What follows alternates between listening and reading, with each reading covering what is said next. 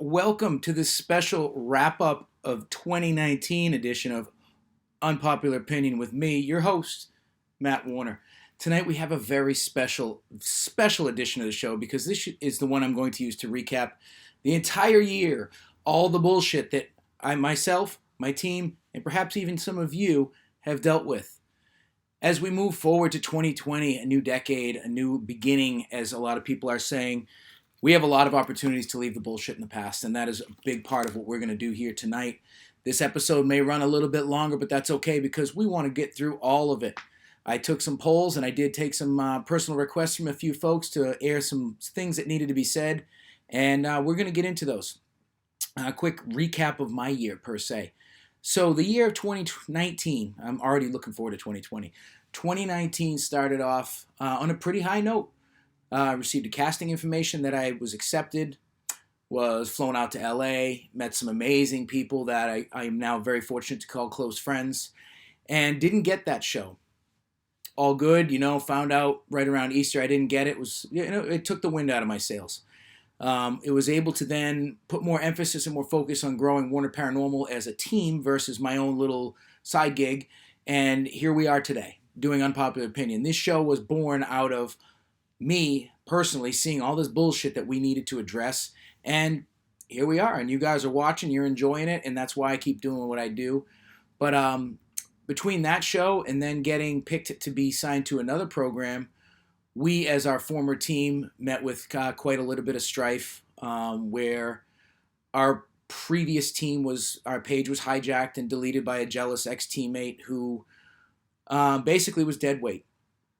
And all things happen for a reason, and we are now a much bigger, better, bolder version of ourselves, and now there are no blinders on, and there are no hindrances. There's nothing holding us back from moving forward with anything. We are our own crew, our own squad, and we can do exactly as we say and exactly as we please without pissing anybody off or worrying if somebody's going to be butthurt because they weren't a part of something. Here's the thing. You guys know as well as I do. I had a great year watching the karma train run motherfuckers over left and right. It was great. I tried to do my best to be a good human being day in, day out, every day trying to be a better version of myself than the day previous. Nobody's perfect. We all have our faults. But you know what? All that good that I've been putting out is coming back to us, myself and those around me that I keep in my circle. And those that have wronged us in the past, primarily this year, things aren't going as well for them. And for that, suck it. But what can we do, right? What can we do? We have moved on. This is pretty much my end of the year recap where I'm going to leave this all here on this table today and move on forward from it because I've had plenty of therapeutic moments with you guys where I can drop all that stuff off. So, between having that happen and being forced into rebranding and regrowing a thing that we didn't have, it's really opened our eyes to shortening the leash and tightening up the circle. What happens is if your circle is too big, sometimes there's people within your circle that don't want you to succeed. And I don't get that. So that being said, I'm going to get into some topics that folks wanted me to touch on this special episode that irritated/pissed them off within the paranormal world, field, however you want to refer to it, in 2019. I actually made note cards tonight because I don't want to forget anything. So one of them was a big problem that someone had an issue with is paranormal teams and individuals making fun of, bashing, trashing other paranormal teams and individuals. Here's my stance on that. Grow the fuck up.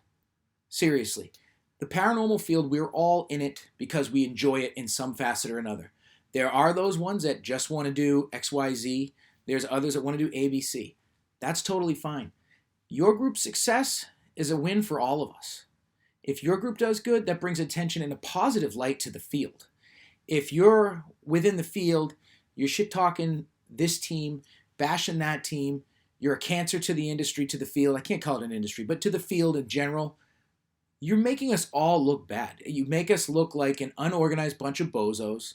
Just be happy for someone. You don't have to, go out and buy their stuff. You don't have to openly support them, but don't disrespect somebody for doing what they love and enjoying, and they're having fun doing it. We're all doing this for fun and our own reasons. I'm having a good time with this. People that don't like us, don't like me, my opinions, that's fine. They're not watching. And if they're talking shit, I don't care. I just move on. So, with that being said, please, moving forward, if you don't like someone's, what they got going on, just let it go. People have a way of seeing themselves out of situations. We all know there's groups and people out there that are just awful, scourge of the earth type of people, and they're seeing themselves out. People see right through the bullshit. Let these people weed themselves out without getting involved and making yourself a bozo for stooping to their level. There's that topic. Another topic I was asked to speak on a little bit is the fake TV shows. Now, that's not to say that the TV shows in general are fake, but we all know, especially those of us that actually investigate actively and do this it's a hobby. It's not a career. No one's out there making a career out of it. And if you are, you're lucky, and I want to buy your book. But at the end of the day, Hollywood, for one, is stale. We see it with movies, TV shows. Everything's a reboot, a rehash. It's the same with TV programming. Travel Channel might as well be called Ghost TV because there is nothing on about traveling anymore unless it's to a supposedly haunted place. And that's cool, but the problem is we're going to oversaturate, and there's going to be so many choices, people are going to just be bored with it. Back in the day, it was very, very slim pickings, and the seasons would be spread apart, and the shows would be spread apart. So you always had like a couple shows to pick from. Now you've got a dozen shows a week that are on, and it is very stale. So that being said, it's not to say that the shows are fake, but you have to realize as an audience, they need ratings. And how are they going to get ratings if you and I are out on an investigation, like any traditional investigation that you go on, 9 times out of 10, you've sat around for 6 to 8 hours getting nothing. They can't air that on TV. Advertisers aren't going to want to pay ad dollars to watch that show. People aren't going to tune in next week to see what they get. So they have to edit and package it to make it look that way. They have to do little jump scares, and they have to splice it together to look like, oh, what was that? Get you to come back after commercial. Oh, it was nothing. It was just a mouse. That's why they do that. I've been in the industry behind the camera for many years, learning. I've also been a background actor within the Screen Actors Guild for over a decade as a background actor. So I've learned how the industry in and outs work, and I get that. On to the next topic. The next topic would be Zach Bagans. Here's my take on Zach Bagans. A lot of people hate Zach. And what you need to do is you need to separate the fact that Zach Bagans, while he started off investigating, he is an entertainer. By his own definition, he will tell you, I'm an entertainer. While he has a passion for the paranormal, his paychecks pay him to be an entertainer more than anything. I don't fault the guy one bit. While many of us, I'm really impartial. I always have been. I would love to meet the guy still. And I'm not Team Zach. I'm not anti-Zach. He's a dude doing his thing. The reason he is so popular is because of us and because of everyone who watches his shows. And it's entertaining. We all know it's entertaining. Whether it's true or not, probably not. It's fun to watch them go into these locations, potentially having all these things happen to them. The casual viewer eats that up because the casual viewer doesn't get out and investigate like we, actual professionals, which isn't a real thing either, we do. We know the ins and outs. But the casual viewer at home, we're just eating dinner, wanting to watch something on the TV and be entertained. That's everything to them. I remember when the show debuted. I was enthralled. I was like, this is amazing because it went from the slow tortoise pace of Ghost Hunters to this rabbit in the hare type of thing with Ghost Adventure. It was amazing. It was like, oh my God, this can actually happen. This can happen. So that's kind of what you have to take into consideration. Take him with a grain of salt. Allow yourself to realize, okay, he's doing his job versus a person out there doing their passion. While he may be passionate about what he's putting out, and you should be, he's doing it as entertainment on top of showcasing the paranormal. So you have to kind of give him a pass on that one. Another topic, posting faked or no evidence at all, presenting something as if there's evidence is something that's become more evident this year, especially with the jackasses that were faking having an Annabelle. There was actually 2 different cases of that I was wary to. One this year earlier at a convention that everybody heard about, where somebody made the mistake of saying that they're John Zaffis' cousin to John Zaffis' face. Obviously, you're not really into the paranormal if you, for one, don't know what John Zaffis looks like. and don't know the real story of Annabelle. So those are huge issues. That is straight up buffoonery, and you will just blacklist yourself into the deepest hole abyss of the ocean that you've ever seen. Don't be a friggin' moron. Don't do that shit. And also over in England, there's a woman. I don't know who she is, but I was following down the rabbit hole of some posts. She happens to be a realtor, and she had a replica of the Annabelle doll from the movies, which anyone that knows anything knows that's not the real Annabelle. The real Annabelle is obviously Raggedy Ann. This woman's posing that stupid ass looking movie version of Annabelle and telling people like, oh, Annabelle, the real Annabelle visited this haunted house that I'm selling, most likely in order to sell more homes. She's a fraudulent piece of shit. Plain and simple. I'm not going to sugarcoat it. You're an asshole for doing that to people and taking advantage of people that don't know the whole story behind these things. Those are the leeches that we need to get rid of within the paranormal. Those people are the ones that deserve to get called out over anyone else. Hands down, plain and simple. None of that shit deserves to be a part of it. And if you see it, call them out. Don't let them get away with that. Oh, what do we got? What else we got? Someone else wanted me to also talk about faking someone's importance, pretending you're more than you happen to be. I see that as a very fine line, and I'm going to tell you why. So what I do for myself, and this just helps me with my confidence. Believe it or not, I used to have extreme stage fright. I'm very introverted by nature, but I've gotten over that by being around you guys and the paranormal and being welcomed with open arms and people wanting to chat with me. I love chatting with people, but you have to start the conversation with me generally. I have gotten better about that.